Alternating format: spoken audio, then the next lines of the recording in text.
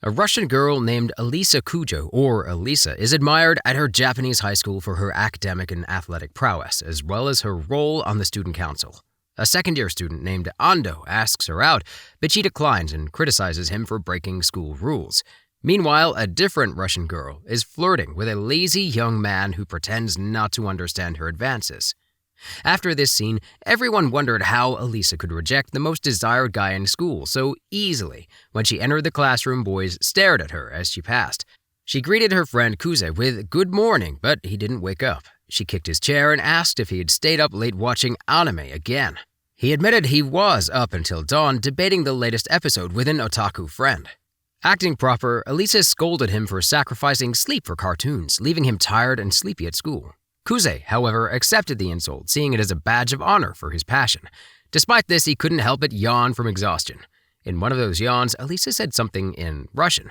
Kuze asked what she said, and she told him she called him pathetic. When chemistry class began, Kuze realized he didn't have his materials and asked to share with Alisa. His interest quickly faded as the teacher wrote words like estrogen, tungsten, and oxygen on the board. To keep him awake, Alisa poked him in the ribs with a pen, making him impulsively raise his hand. Unfortunately, the teacher had just asked about the second most abundant chemical element in the universe, putting Kuze on the spot. Alisa discreetly pointed to an element on the periodic table, leading Kuze to answer strontium. The teacher, disappointed, said the answer was wrong and asked Alisa next. She cynically answered helium, which was correct, leaving Kuze shocked at how she tricked him. Afterward, Kuze confronted her about the prank, but she pretended she had pointed to the right element. As he grew more agitated, she said something else in Russian. When he asked her what she said, she told him she called him an idiot. However, Kuze understood Russian, having learned it as a child from a Russian girl who lived near his grandfather. But to avoid embarrassing her and lacking courage, he decided to keep it a secret. Later, Kuze used his phone, and Alisa reminded him that phones were prohibited unless there was an emergency. Kuze claimed it was an emergency because a game was offering a free legendary character. Alisa confiscated his phone and saw he had obtained Tsukiyomi, the moon goddess. She asked about Tsukiyomi's silver hair, but Kuze didn't mind as long as the goddess was beautiful. Jealous, Alisa returned his phone and said in Russian that she also had silver hair. Embarrassed, Kuze asked what she said, and Alisa claimed she called him an addict. Kuze responded that he had to work hard to compete since he was in the lower ranks. Fed up, Alisa complained that she thought he was more serious, while Kuze reflected that none of what he said was a joke. During lunch, Kuze's friend Takeshi complained about not being popular with the girls. The boys at the table noticed the student council members, including Alisa, her sister Maria, and Suo Yuki, the spokesperson. Takeshi admitted he was jealous because someone close to Alisa could call her by her nickname. Kuze teased that even if she didn't have a boyfriend, Takeshi wouldn't stand a chance. Takeshi confessed he preferred Suo because she was more open and communicative, unlike Alisa, who rarely spoke to anyone. As they talked, Suo approached and asked to sit with Alisa. Suo was more communicative, while Alisa remained stern. During lunch, Kuze and Suo got along well, making Alisa jealous. She asked if they were friends, and Suo explained that they had known each other since childhood. Suo asked Kuze if he could consider joining the student council. Kuze declined, having no interest. Suo revealed Kuze was her vice president in elementary school. Kuze reminded everyone he only ran because Suo pestered him. After school, Suo said goodbye, and Alisa expressed surprise at seeing Kuze talk with Suo, assuming he had no friends. Kuze pointed at Alisa, implying that she was his friend.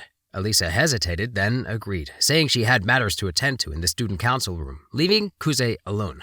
Later, Kuze recalled a childhood memory where he played with the Russian girl near his grandfather's house. Speaking in Russian, they admired the sunset together. The girl corrected his words or completed his sentences when he didn't know what to say. As the sun set, she kissed him on the cheek, and Kuze woke up, remembering how he studied Russian to talk to this girl, even though he couldn't recall her name now. The next day, Kuze arrived at school early to organize the classroom before the first class. When Alisa arrived, she remarked that it might rain because she had never seen him so organized. Kuze noticed a stain on her sock, and Alisa explained that a truck had splashed water on her. She had another pair of socks, so it was all good. Alisa asked Kuze if he was sure about not joining the student council, given his past as vice president. Kuze declined, and Alisa dropped the subject. She asked Kuze to fetch her spare sock from the locker, since she couldn't step on the floor. Annoyed, he agreed. Alisa then asked him to put it on her. Kuze questioned her intentions, but Alisa explained that it was a reward for getting the sock and said something in Russian about it being a reward for herself. Kuze began to wonder about her intentions. Maybe she was tired of acting perfect for the whole school and using him as a release valve as a result. When Alisa pretended to call him a coward in Russian, he held her foot and started putting the sock on. Despite her bravado, Alisa backed down and said she wasn't ready for this, but Kuze went through with it. In the process, he accidentally touched a sensitive spot and Alisa kicked him in the face. Hours later, Kuze apologized and Alisa called him a leg pervert in Russian. She also apologized for kicking him and tried to check if he was okay, but Kuze lost his temper and blurted out that he should be thankful for the view he got during the kick. Alisa immediately punched him and cursed his family in Russian, then ran off to fix the situation. Kuze chased her throughout the school, but her physical education skills kept her at a distance. 10 minutes later, the two were panting after the chase. Kuze apologized again, and Alisa acknowledged her part in the incident. To make up for it, Kuze gave her a can of ashu, her favorite drink. Alisa initially fussed, but eventually accepted it. After taking a sip, she offered some to Kuze in Russian. Kuze panicked at the thought of an indirect kiss, but pretended not to understand. Alisa teased him by saying in Russian that he didn't understand anything she said, causing Kuze to lose his composure completely. The next day, Kuze arrived to help Yuki with a task. He asked what it was, and Yuki scolded him for not asking if she had been waiting long. Kuze sarcastically acted out her request, making Yuki play along. Alia, watching with a sour expression, commented that the two got along well, embarrassing Kuze. Kuze learned that he was there to help organize the storage room. Later, Yuki asked him to fetch board games from a high shelf. Once he did, she explained their use for school festivals and council meetings. Kuze asked who won the last game, and Yuki responded that he was looking at the winner next to them. Alia urged them to work more and chat less. When Yuki left, Alia repeatedly said in Russian that she wanted attention, leaving Kuze unsure how to react. After organizing the storage room, the students were surprised by Toya, the student council president. Toya praised Kuze's talents and invited him to join the student council, but once again, Kuze refused. Toya offered to pay for Kuze's dinner as thanks, but Kuze declined. Yuki insisted, revealing they were childhood friends. Toya invited the two girls to join them for dinner. At the restaurant, Yuki highlighted Kuze's skills, and Toya invited him again to join the student council. Kuze refused, again, saying he was tired of it. Toya agreed the council involved a lot of work, but had a significant impact on job recommendations. Kuze insisted he wasn't ambitious. Yuki argued she would win the presidency with or without him, but she wanted him by her side. Kuze declined yet again. Toya mentioned Alia was also running for president, and Yuki narrowed her eyes challengingly. After the meal, Toya asked Kuze to walk Alia home. Alia refused, but Kuze didn't want to leave her alone at night. Along the way, Kuze asked if Alia was really running for president, and she confirmed it. She then said she could walk the rest of the way alone. Upon reaching his doorstep, Kuze noticed woman's shoes at the entrance and saw a girl on the sofa reading a book. He asked her what she was doing there, and she informed him that she would be sleeping there tonight. In the novel she was reading, she complained about a character not realizing he was an older brother. Kuze found it ironic that she pretended to be his childhood friend. Yuki turned and asked if that wasn't true, confirming the older guy in the story was her brother. Kuze considered they might be half-siblings, but Yuki insisted they were blood siblings nonetheless. The next day, Yuki woke Kuze up by annoying him. He threatened to report her for domestic violence, and she promised to hide under his bed to pull his feet. Kuze had to tell her to get down. Later, they watched a movie, and Yuki got emotional over exclusive relationship scenes. Kuze reminded her they needed to go shopping. In a clothing store, Yuki preferred to buy anime items over a summer dress. Kuze found the fabric cost absurd. Yuki commented that something silver was spying on them. Alia watched their interaction with a hateful expression. Yuki said she noticed it long before because she had a sixth sense for detecting gazes. Kuze asked if she was not ashamed to say something so ridiculous with such confidence, and she admitted she was but didn't break character. Kuze saw his sister heading directly toward Alia. Alia pretended she'd stumbled upon them by chance, and they both acted like they believed her. She explained she came to buy clothes, so Yuki invited her to join them for lunch. Kuze warned Alia about the spicy food at the restaurant, but she decided to go without hesitation. Upon arrival, the restaurant's name was Hell's Cauldron, causing Alia's eyes to widen. Kuze tried one last time to warn her, but she stood firm. Once seated, Alia couldn't understand the menu, so Yuki explained the dishes. Alia asked about infinite hell, and Yuki said she'd rather sleep in a dragon's stomach. They all ordered the mildest dish. After placing their order, Alia commented on Yuki's masculine outfit. Yuki mentioned she was in bed with Kuze that morning, causing him to spit out his water. She added that she borrowed a shirt from him. Alia asked Kuze what that was all about, and he explained that Yuki showed up at his house unannounced and jumped on his bed.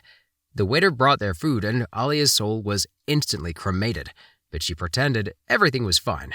Kuze told her she didn't need to push herself, but she lied, saying it was great.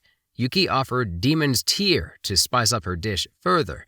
Kuze asked Alia not to add that spice, but she thought a single drop wouldn't make a difference. After trying the food with the extra heat, she woke up in a park, not knowing how she got there. Kuze informed her that Yuki went to buy something and offered her an ice cream to soothe her. He asked why she wanted to be president, and she responded that she didn't need a reason, she just wanted it. Kuze explained that she needed a vice president to run. Alia decided to find someone to be her vice president just on paper. In Russian, she confided that she wished Kuze would stand by her in this process. Kuze was invited to accompany Alia to a clothing store. Internally, he reflected that Alia didn't quite understand how friendships work. He agreed to accompany her, making it clear that they were friends. At the store, Alia wondered why Kuze was being nice to her and concluded he felt sorry for her. She angrily said she'd change and promised to show who's boss with her fashion show. Alia put on a dress she liked and showed it off. People praised her beauty, and Kuze commented that the dress highlighted her elegance and femininity.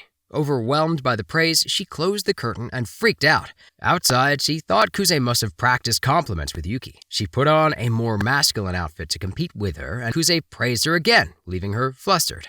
Addicted to the compliments, Alia tried on numerous outfits for Kuze to see.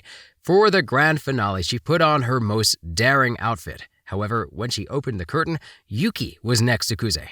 Embarrassed, Alia closed the curtain and said something in Russian. Yuki asked what she said, and Kuze explained that she seemed to want to die. Yuki then mocked Alia. Taking the subway home, the siblings said goodbye.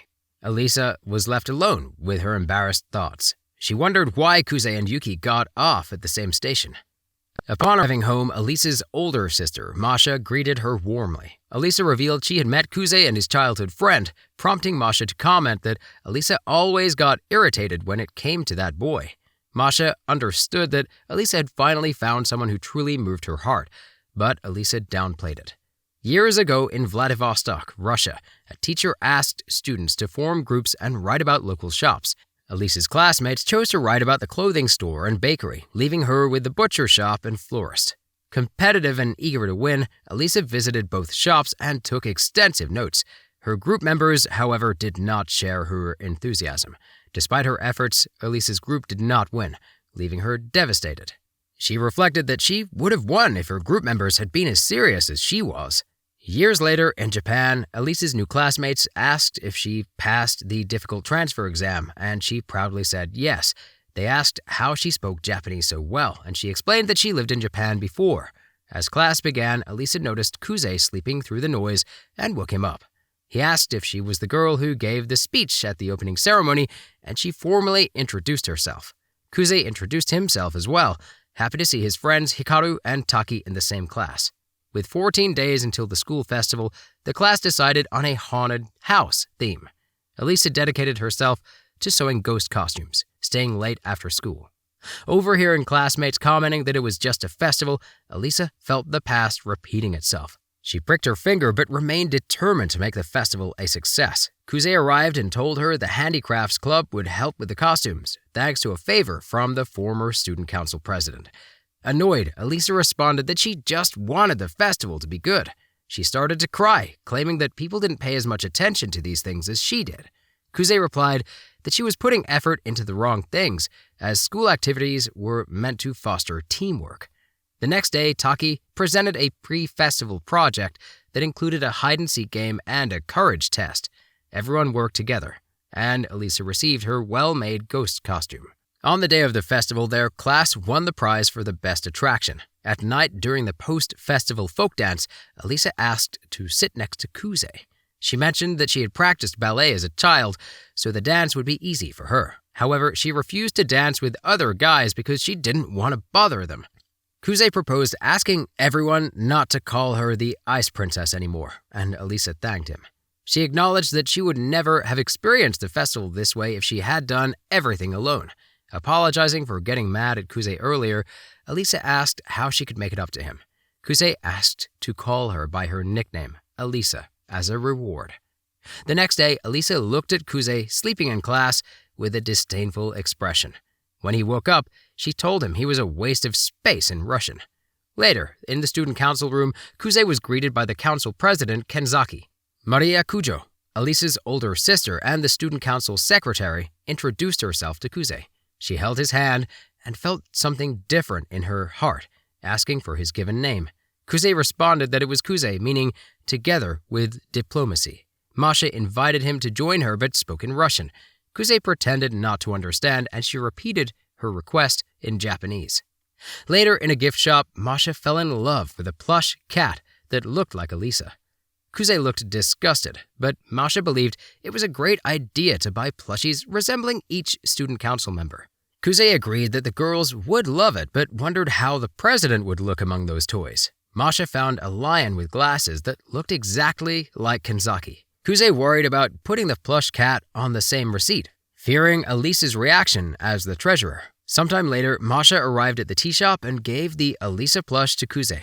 She decided to take a picture of this unique moment, but Kuze stopped her. Masha asked Kuze's opinion on a product, but he warned her he knew nothing about it. Internally, he reflected that his sister, Yuki, could help with this, remembering their childhood when their parents separated. Kuze decided to live with his father, while Yuki, who was ill, stayed with their mother. Seeing Kuze distressed, Masha gave him a caring hug, making him feel something different inside until the tea she was holding burned his back. In shock, Masha dropped the cup, while the Alicia plush seemed to observe the scene. Masha shows the new mascot to President Kenzaki.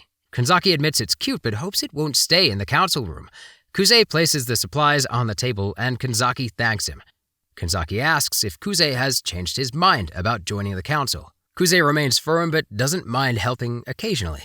Masha suggests Kuze join in name only. Kuze understands Masha's intention but questions Kenzaki's determination. Kenzaki believes Kuze has a reason for refusing beyond the workload. Kuze explains that he doesn't feel worthy.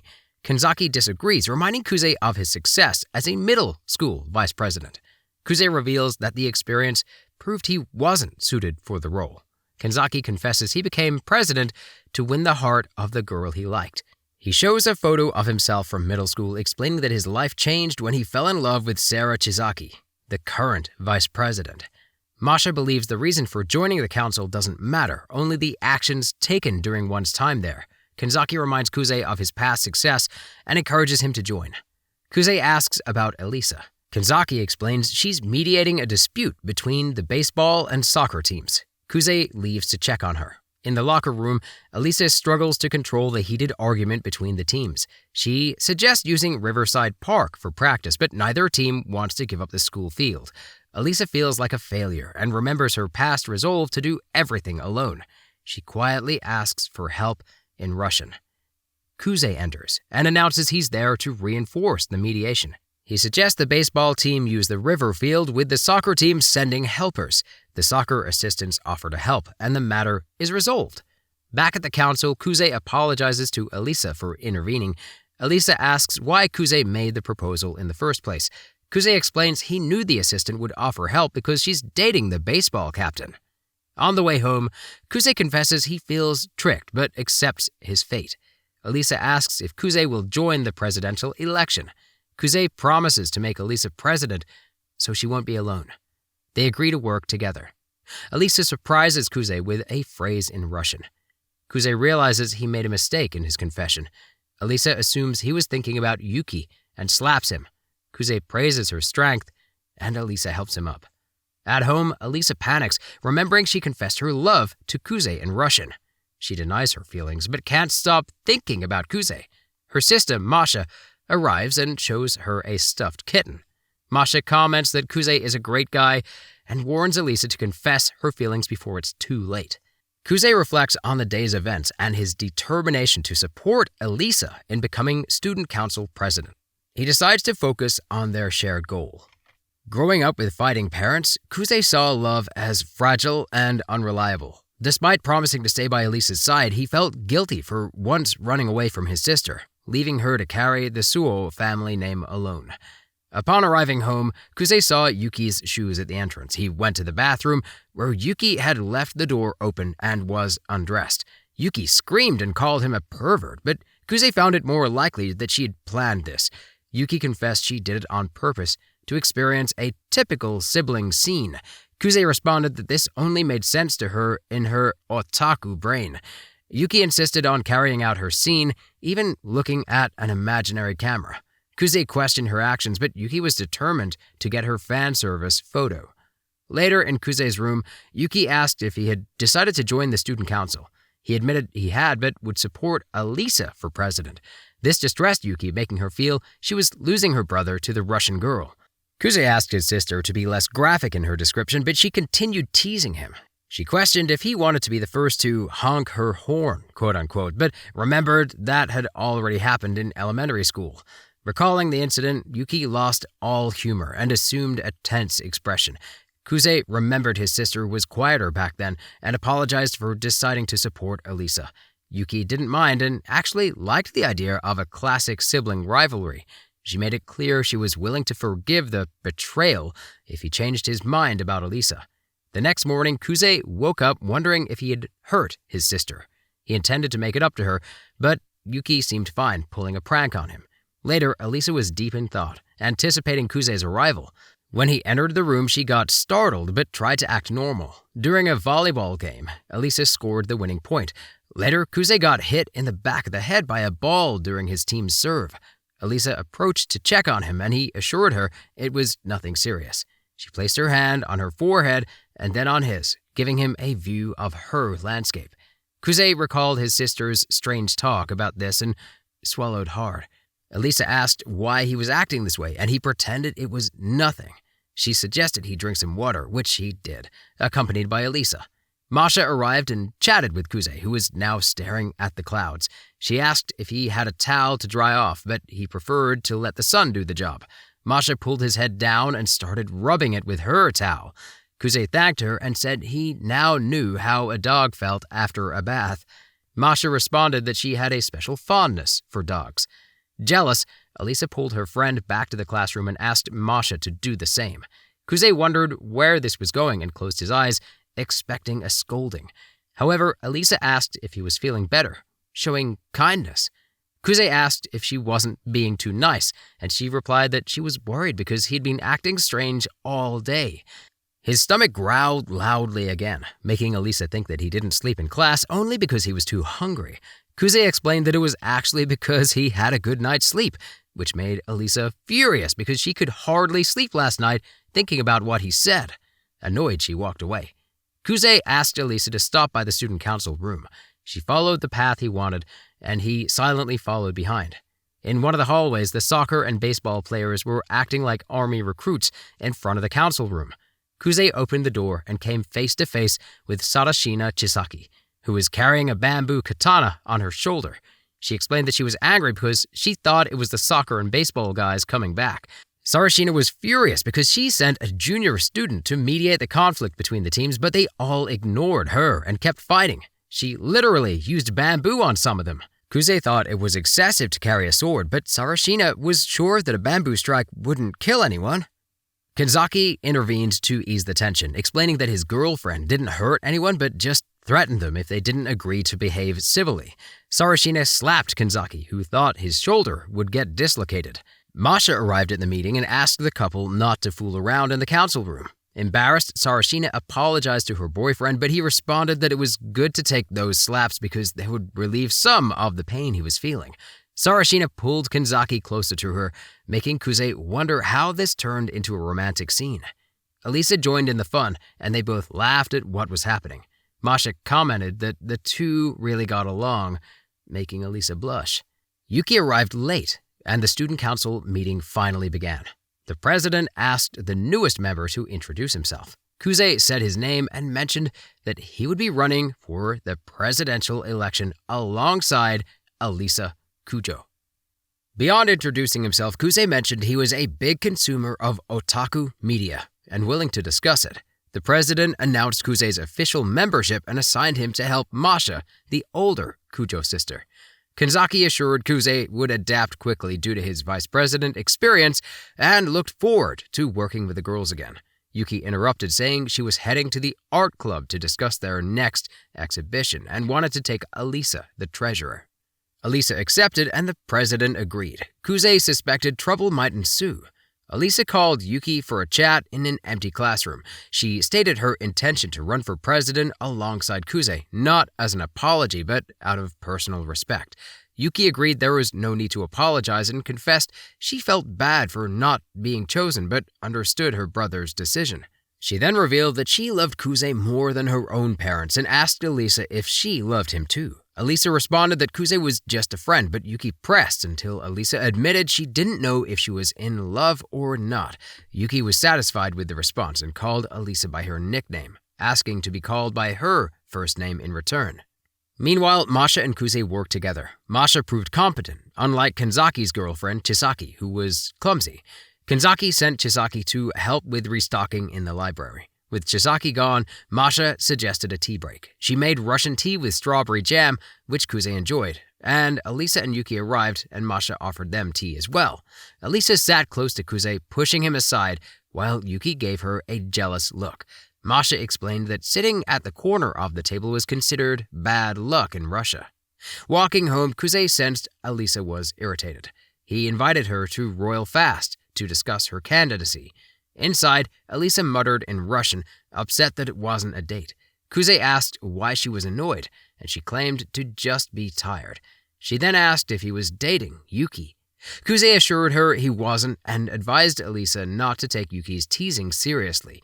He explained the election process and how Yuki's popularity made her a strong candidate. Alisa listened, biting her straw in anger. Kuze mentioned they needed a compelling campaign to attract students, using Kanzaki's candidacy as an example. Kuze and Alisa discussed their strategy for the election. Kuze advised Alisa to be spontaneous and genuine in her opening speech. Alisa wanted more compliments and details about what Kuze found captivating about her. A spicy dish Kuze ordered was served, and Alisa hesitantly tried it. She reacted poorly to the chili pepper Kuze gave her, calling him an idiot in Russian. On the way home, Alisa pretended to be okay, but burned with desire to beat Yuki in the election. She wondered who Yuki would choose as her vice president, and Kuze thought it might be Taniyama, who had won alongside Yuki in an elementary school election. The next day, Yuki introduced Kimishima Ayano from Class 1C to the council. Ayano stated she would handle general council matters alongside Kuze. Kuze glared at his sister, suspecting she was plotting something.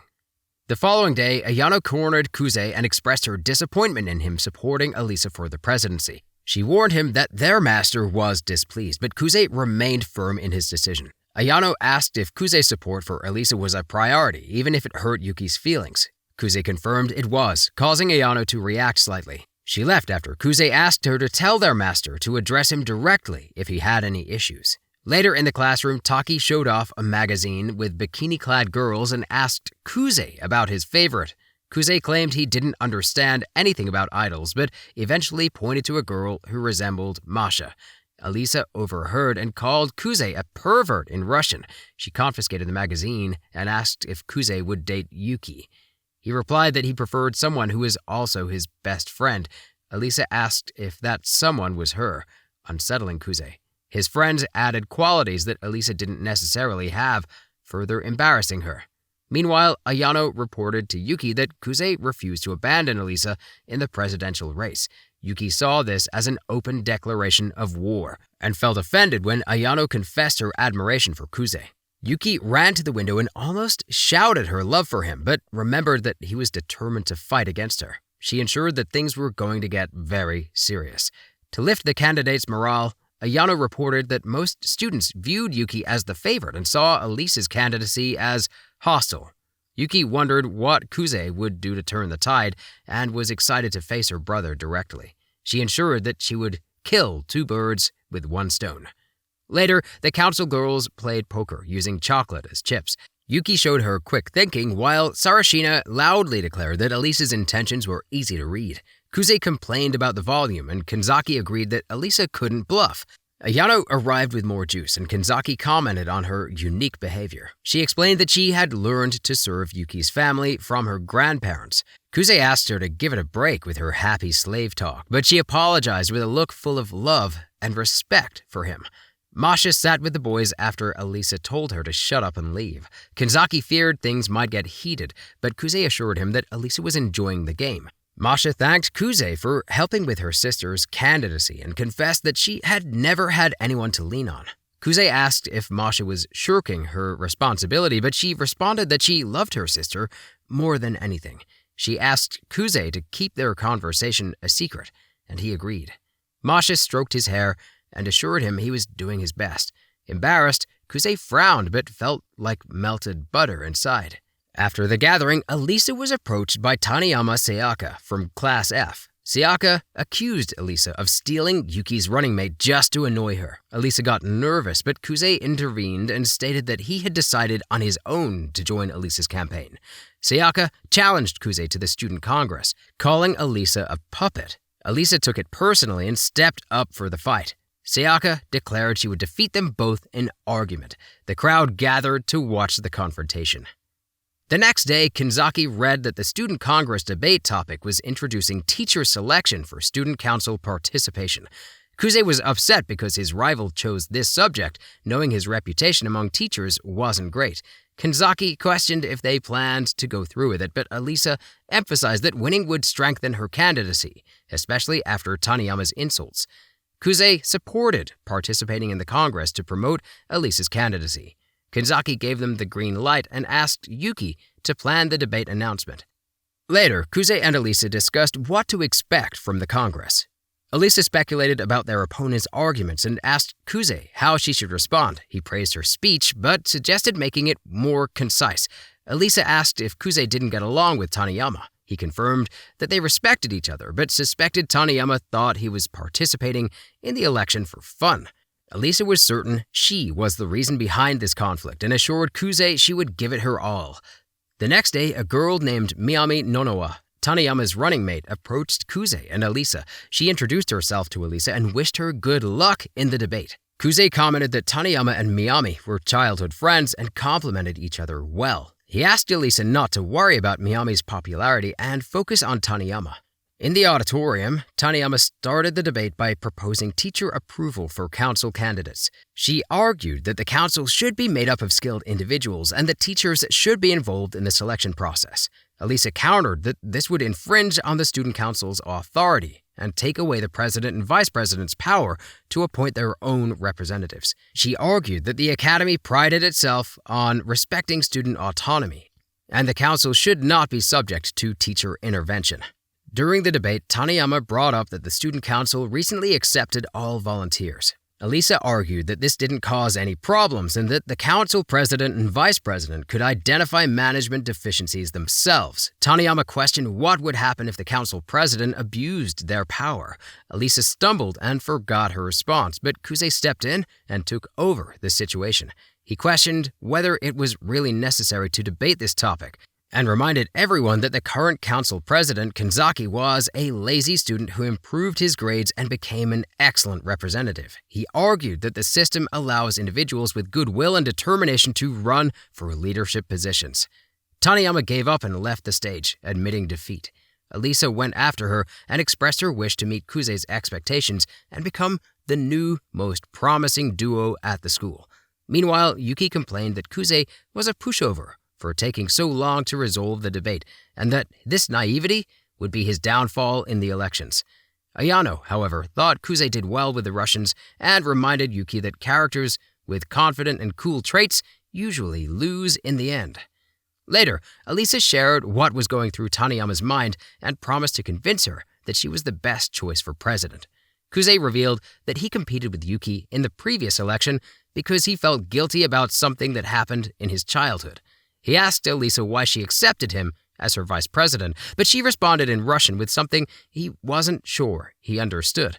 She then laughed and asked him to leave, but not before questioning what kind of silly joke he made about her chest. Embarrassed, Kuze explained the joke, and Alisa left irritated.